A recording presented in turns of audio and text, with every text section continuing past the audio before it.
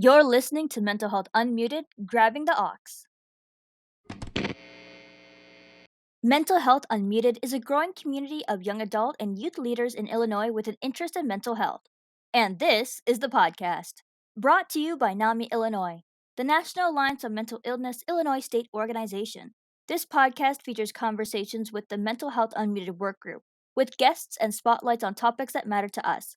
This work group focuses on creating and applying innovative strategies that involve three pillars: anti stigma, advocacy, and building a community of support, providing the voice to emphasize the youth and young adult perspective. Disclaimer: we are not psychiatrists, clinicians, and we are not social workers, but we are experts in our own experience with mental health and wellness. We call this living experience. Our expertise are developed from our experiences as individuals, as young people, and our passions. Everyone has mental health. You are not alone, and more than enough. It's time to act and talk about it. Let's do this. Hey, yay! Welcome to Mental Health Unmuted. My name is Teklii D, and I am Director for Mental Health Unmuted. And with us today are Maricruz and Arielle. I'll let them introduce themselves. Yes. Hello, I am Arielle H. I am the Stevenson Center Fellow at NAMI Illinois. Awesome. So my name is Maricruz. I am a certified recovery support specialist, and I work for NAMI Metro Suburban as a community engagement and living room coordinator. So today we're going to talk about Mental Health Awareness Month, which happens in May.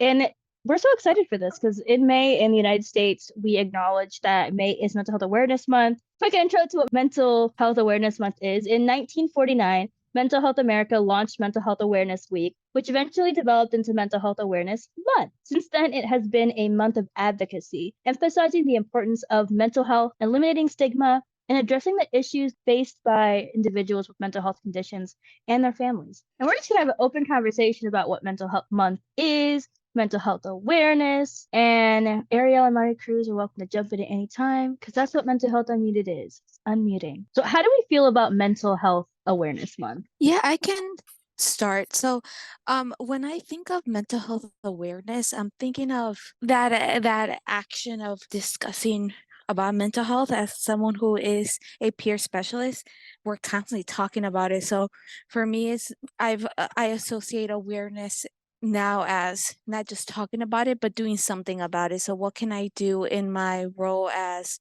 a peer specialist to bring awareness not only to communities, but in a nonprofit workplace environment? Also, that part of destigmatizing the conversations, whether that's with your friends, family, at work, or for instance, when we went to an advocacy day in Springfield, when we met a security guard that was working there, and we just started having that conversation. And I think that was part of that awareness that comes along with what is the next step that we can do, not just talking about it, but also doing something about it. Yeah, I agree, and I feel like that makes sense. I was thinking awareness. We're having people think about mental health more, but I feel like there's got to be a little bit more to it, I think, than that, than like posting on Facebook, hey, it's Mental Health Awareness Month. But like, can we as young people, as people in general, just kind of yeah, like Mari said, having conversations about people and being open, and maybe even being like, hey, you know what, it's okay to like need some help sometimes, and encouraging people to kind of take a look at themselves and see what's up with them. Help people be aware of their own mental health as well. For me, I don't think I was consciously aware that Mental Health Month existed until I got into these mental health advocate roles, which I did not see myself when I was younger doing. It was very much like, I'm not going to be a doctor, I'm not going to be a clinician. But since mental health is so important and so talked about, especially during the whole COVID-19 pandemic when everyone's isolated, I feel like everything got brought up in media and like posting, and a lot of people did it for either the trend or because they genuinely wanted to spotlight mental health in general and overall well-being. I know the words resiliency was thrown around a lot during that time period. And so it's kind of interesting to see how many of us want that awareness to become not only awareness of individuals experiencing mental health conditions or being aware that Mental Health Month exists, or just a public service of, hey, taking care of your mental health is kind of important. Let's remind you every May that something's happening, but also the advocating for ourselves and holding accountability and holding space for action to do things when it comes to mental health. I was gonna say, I do think it, like Mari mentioning the advocacy day. Yeah, I think talking to legislators, anybody, people, encouraging people to just like pay more attention. I think to statewide problems we have with mental health. Like yeah, like maybe bringing more attention during well, honestly, all year round, but especially in May for the lack of resources in certain areas, the lack of professionals who can provide services in areas or just in general. So I think that could also be a really cool thing. I want to kind of ask you both and get your thoughts on this. So I kind of mentioned that with the pandemic, mental health kind of became spotlighted a lot. I think a lot of big media corporations did, oh, mental health is important. There was a lot more people talking about it. It kind of gave us a bigger stepping stone to be able to bring awareness to what mental health is and all that good stuff. But before that, because like we're all in our 20s here, before that it wasn't really talked about. And it sounds like, I mean, if mental health awareness month existed since 1949, like where was that action and awareness coming from, and then how far have we really been able to push that since we've been alive, and kind of seeing that transition of it being the best kept secret, or mental health being kind of like a taboo, to being able to just bring awareness. And now I think we are ready to kind of move into making more actions. But what are your thoughts on that? Yes, where do I even start? I think when I was younger and when I was experiencing mental health crises for the first time in my very traditional household, there was that is stigma within the household, within even within myself, but it would always go into just clinical mental health, just thinking that the diagnosis, the medication, the therapies, when mental health is beyond those walls, there's more. And because there is now more research on different forms of taking care of your well-being, I think maybe that's why it's becoming more of a conversation. I also have read research on how the emotional and social development of young adults or youth have drastically been affected because of COVID-19. So not having the proper vocabulary to talk about it and not knowing what you're experiencing on top of that isolation, it kind of drives people to either seek help or feel like what we're experiencing is not in fact a mental health crisis but other things. So Like it becomes so normal for people that they're like, oh, this is just everyday life, instead of like mhm. something's wrong, we need to change this. Yes, exactly. It's like this idea of like, well, okay, well, not because I know that this is a problem or this is a something that I have to deal with. Okay, now whatever. I am just gonna dismiss it and continue with my day without realizing that that feeds more into the stigma. Not taking care of yourself. That's a way that other people around you learn. That's the way that we all learn as human beings. We learn from our family members. Those are our first teachers. So when we see family members take care of their mental health, and we're like, okay, well, this means I am allowed to take care of myself, which is funny because that's what we talked about today in my therapy session. Was my therapist asking me, what do you feel? Why do you struggle to feel happy? And I'm like, I don't know. And then it went into, well, do you feel like you're worthy of feeling happy? Do you feel like because your previous family members struggle that you're not allowed to feel like you're succeeding?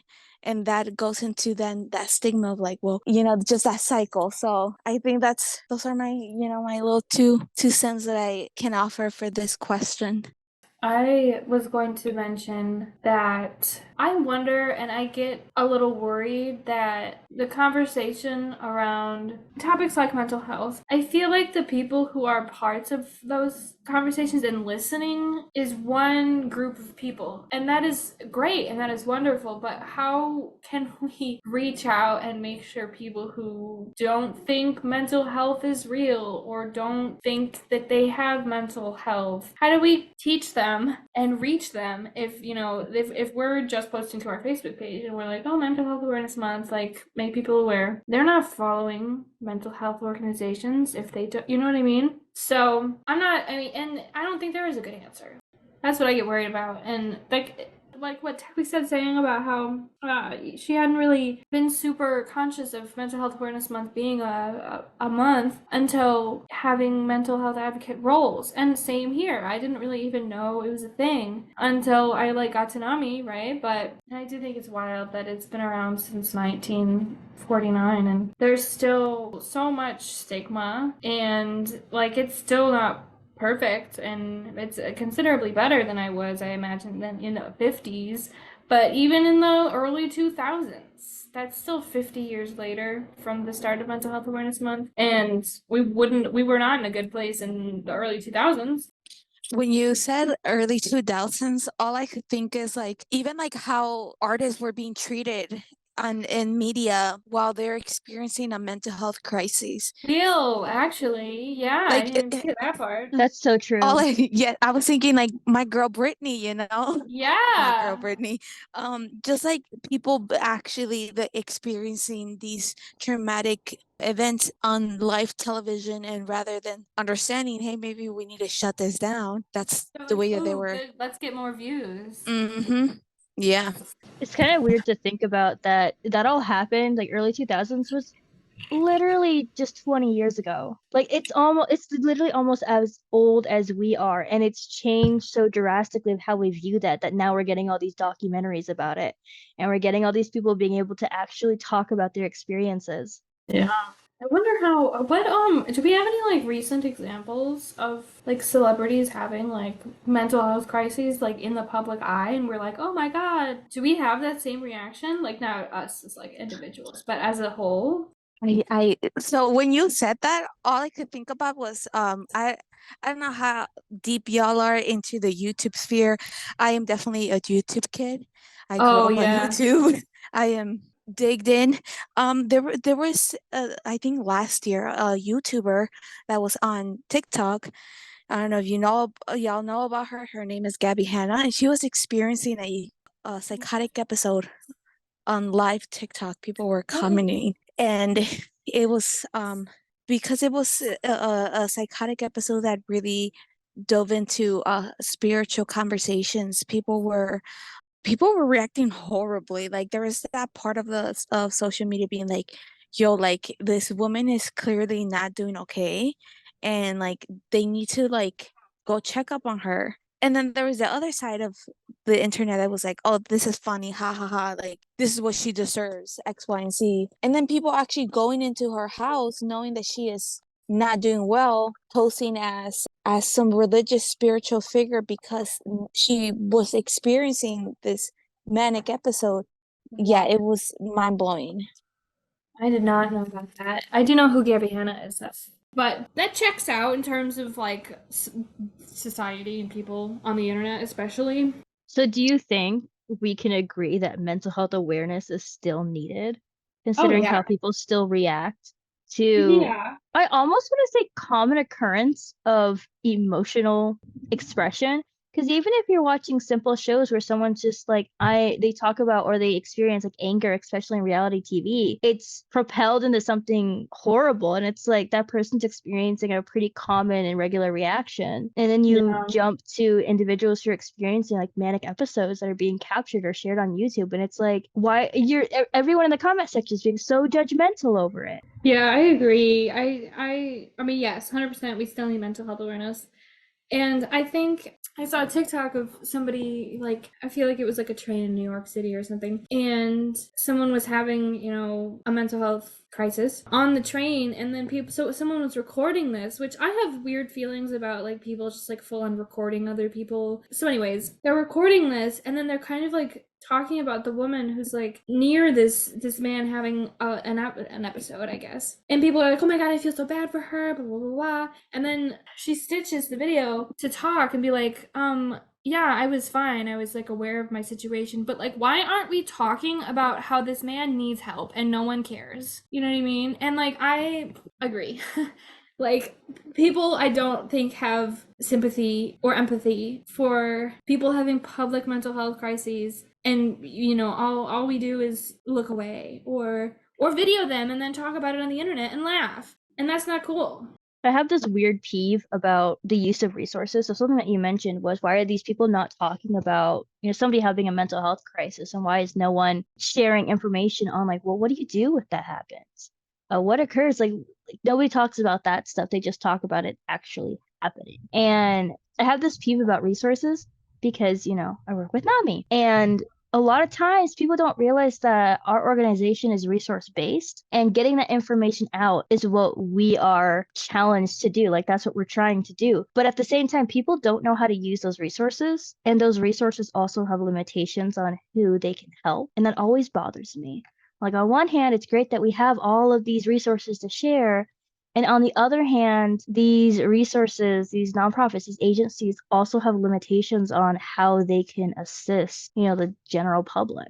In my experience, because I have been involved with a lot of nonprofits and a lot of resources, and I've kind of looked into a lot of things both in my personal and professional life. And something that is very interesting is that technically you're supposed to connect them with the closest resource that they have. And I found that out the hard way. What I dislike experiencing is when those closest resources also don't have those answers, and they're also limited. But then on the other hand, if you call an agency, let's say it's a mental health agency, or if you call 988, for example, they're supposed to walk you through things. And then more times than not, those statewide or national warm lines, hotlines, crisis lines will refer to other agencies that are closer to your area anyway. But that's because the 211 system, which every year affiliates have to do this, organizations have to do this, especially when they offer resources, is they have to update their information and what programs they use. What they don't have to update is who they're serving and how helpful those resources are going to be. I can't tell you how many times I have called a national line for some sort of resource, and they referred to me to a local resource that I have already checked out, that I've already looked into, and they couldn't help.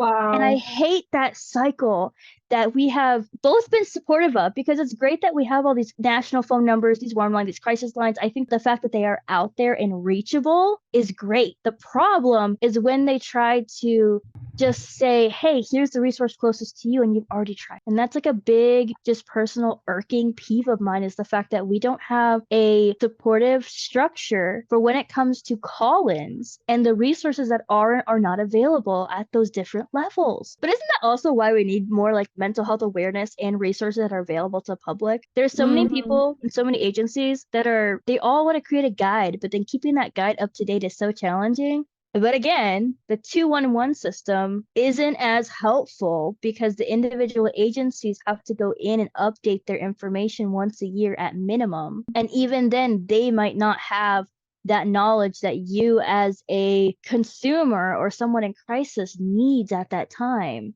Well, just imagine you being in a crisis and then you're like, oh, let me call this number so then they can figure out where Where they to can direct? send me. I know that part of what we do for Advocacy Day is we try to encourage more funding for 988 so they can create that infrastructure. And when I was talking about like awareness, what it goes beyond just talking about it, it's also making the system easier for people to be able to access these things. That's the awareness part, is that we are aware that there's barriers to being able to access these mental health services. So what can we actually do about making sure that these services are accessible and less traumatizing for people who are experiencing a crisis? Because that's something that happens in our living room. Like a lot of our peer specialists, their frustration is, well, we checked out this place, we ended up calling them, and it wasn't until they told us that they actually don't do those services anymore. But if you go online on like findhelp.org or anything that is a community-based organization, so to connect with other community-based organizations, like you said, they're not updated. So then that also builds that feeling of rejection from the person experiencing crisis.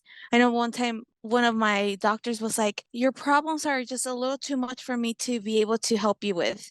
So I'm gonna have to send you to this other place. I'm like this messed up that nobody can help me, that now they have to send me to this other place. And then I call that place to make the appointment. They were like, oh, no, sorry, we don't help with those services. And then I was so discouraged and disappointed. I felt embarrassed. And I was like, okay, well, why am I even going to bother to keep trying if this doctor's telling me that I'm too much to be dealt with? And then the services that they're saying that are going to work aren't really working. So I think it defeats the purpose of the mental health awareness aspect. Yeah. Well, I had a similar experience going through the phone service things of they want to make sure that they get you the right resources. And mine was a demographic thing. So when you're on the phone, they ask you demographic questions so they can find the right resource. And I called the national line and I'm mixed and I'm South Asian Indian. And they asked like, what's your culture, your ethnic background? And I said, oh, I'm Indian. And they told me to get in touch with my tribal leader. And I'm like, that's not the type of Indian that I was referring to. And I felt like I was discouraged from that because A, they made an assumption, and that always bothers me because it's like, if you have those resources, why are you not sharing them? A, and B, those aren't the resources that I need. And they didn't even ask what the problem was. They were just like, go to these people specifically for help. Like eventually I got through all the phone things. I was like, this is ridiculous. I don't want to be on the phone for 4 hours answering demographic questions and needing specific resources just for you to refer to something that doesn't exist. And then it's like, oh, well, then contact your local support person. And it's like, dude, I already did that. In fact, they're the ones who told me to call you. And it can be very discouraging when especially you're in like that crisis mindset of I don't know where to go, I don't know who to turn to. This is such a great conversation. I mean, talking about the things that we want to make a change. I think it's part of that advocacy. It's or the part of peer support where you can hold a system accountable for the lack of actions that they've done, and how can we encourage more of that action. I think the other important bit on like awareness and action is, yeah, bringing attention to the lack of resources, but also the accessibility. Yeah, honestly, I'm super sorry that for both of you that you've experienced this, that all that, like, just the discouragement and the, especially like, oh, we can't help you, and then feeling like that you're something is so wrong with you that nobody can help. Like, it's horrible. I'm so sorry. And mine was situational. It wasn't like a personal diagnosis I was seeking. I was seeking answers to a situation I couldn't cope Right. with. For me, it definitely was that kind of system of institutionalized stigma, Mm. of, well, you're just maybe a little too much, that we just are gonna dump you into this other thing, but we're not gonna help you transition to that thing. We're just gonna let you do it by yourself, and if you fail, well, oh well, that's it, that's up to you. And it sucks. You're right, it sucks a lot because it's something that I'm not the only one who experiences it. It's a lot of people within the medical system, and then the mental health system, the psychiatric system. Then now imagine incorporating both systems, where both systems have let you down. Definitely that barrier. I think that's also a conversation of like acknowledging the barriers that are contributing to the lack of conversations on mental health, or lack of better support for those that are in need of those services. You're bringing awareness to overall well-being and how it kind of feeds into those fundamentals of mental health. Because a lot of what people talk about is the recovery, and it's like, yeah, that's definitely a thing, and it's definitely possible. But the journey to get there is not clear cut, especially with the barriers that are around us to kind of get that information. Can you guys, we kind of made a list of, I feel like, barriers and things that we should be aware of. Is there anything you guys can think of about the actions we should be taking to kind of bring that awareness more to the forefront of the mental health conversations? Yes, and I will always say it, and I will continue to say it. Mental health literacy. I think that's why there's so much stigma. Even if we, had those conversations, the reason why a lot of people don't talk about things is because they don't even know what they're experiencing. It kind of takes me back to when we had our panel at the NAMI Illinois conference last year, and one of the participants, well, people that came to our panel, The audience? Someone in The the audience. audience? There we go. There we go. She was like, "So how can I tell my mom that what she's doing to me is re-traumatizing?" And it's like, I remember telling her, well, she probably doesn't even know that she herself experienced trauma. So when you come at her with, "Oh, mom, what you're telling me is traumatizing," she's not going to understand that at all. It's going to take it personal, and it's going to hurt her because she's not understanding that, yes, the ways that she's hurting her daughter is that intergenerational trauma, but that means that she needs to take care of herself so then her daughter can take care of herself. It's not just, okay, well, I have to take care of this person. It's also, how can I take care of myself so I don't put this on my children or the people around me and start projecting those things. So teaching about mental health literacy, about empathy, I think that's also a big thing that we need to be doing, is people need to learn how to be empathetic to others. I think that's where the awareness portion comes of, not just talking about it, but also what are you doing about it? What can I do to better the system or the conversation? I think something about awareness is that it's the ongoing effort to reduce, stigma and increasing advocacy and kind of building that community of support with each other by sharing our experiences when it comes to our overall well-being and our mental health and mental illness and things like that. I like that what he said, the ongoing effort, I think is what he said. Because it's not new. Mental health doesn't just appear in May. People are working on this year round for a long time. We just want to make sure we're just like, hey, just to let you know, we're still doing this. Pay attention. No, yeah, that's super cool. Because you're right. We spend, I mean, just working with NAMI, we spend year round working on the social issues or like bringing awareness or public awareness to specific concerns and problems that we see just to highlight it. And then being able to come together as a community to kind of be like, hey, everyone's talking about this right now because it's important to a lot of us. And kind of a coordinated conversation of action and needing to like highlight this stuff is kind of important to the overall conversation so we can continue talking about it.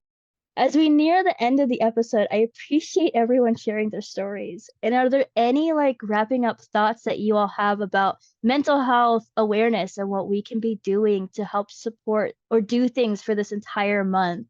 Yes, let's, besides just talking about it, like let's start like learning more about it, taking the opportunity to educate ourselves and invite those around us to also take that opportunity to learn, making it part of just not just, I'm here to talk about a mental health condition, but rather I'm here to educate myself on how I can better prepare myself for either my future or the future of the people around me. And as part of your social development and occupational well-being, continuing to learn about different things so you can evolve as a mental health advocate and take action to have more services accessible to people of different race, ethnicity, and gender identification.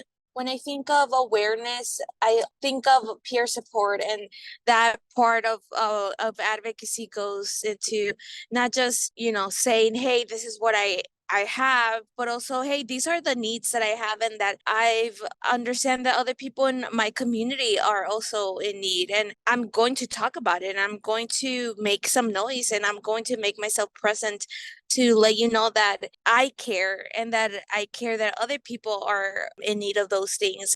Yeah, when I think of awareness, I think of a sea of green ribbons and taking time not only to do like community outreach, but also independently. Like, what can I learn about mental health that I either didn't know before or kind of grow that skill set? I agree. And I'm also going to throw out there like taking care of your own mental health and your own well being throughout the month of May as well. Maybe if you're not super great at, doing a little something extra for yourself, maybe May is the month that you do a little something extra for yourself more often than you usually do. We want to acknowledge that everyone has their own story and experiences with mental health. And if anybody listening wants to share theirs with us, please do. Feel free to comment or post on this episode or send us an email. And don't forget that you too can join our Mental Health Unmuted community if you are between 17 and 27 years old and are interested in becoming an advocate for youth and young adults in our state. Visit our website at namiillinois.org and find our tab space. We have opportunities to speak, present, and get in on the podcast. Thanks for joining and for listening. Thank you for listening to Mental Health Unmuted Grabbing the Ox, a NAMI Illinois podcast. Direction for this episode was provided by Teklii Arielle Hernandez-Lyons was our episode producer and editor. Special thank you to our panelists and the National Alliance on Mental Illness Illinois State Organization for their support to emphasize youth and young adult voices. To find out more about the National Alliance on Mental Illness here in Illinois, visit namiillinois.org. That's NAMIILLINOIS.org. If you or someone you know is in a crisis, call or text the 988 Suicide and Crisis Lifeline at 988 in the United States. For imminent danger, call 911 and request a crisis intervention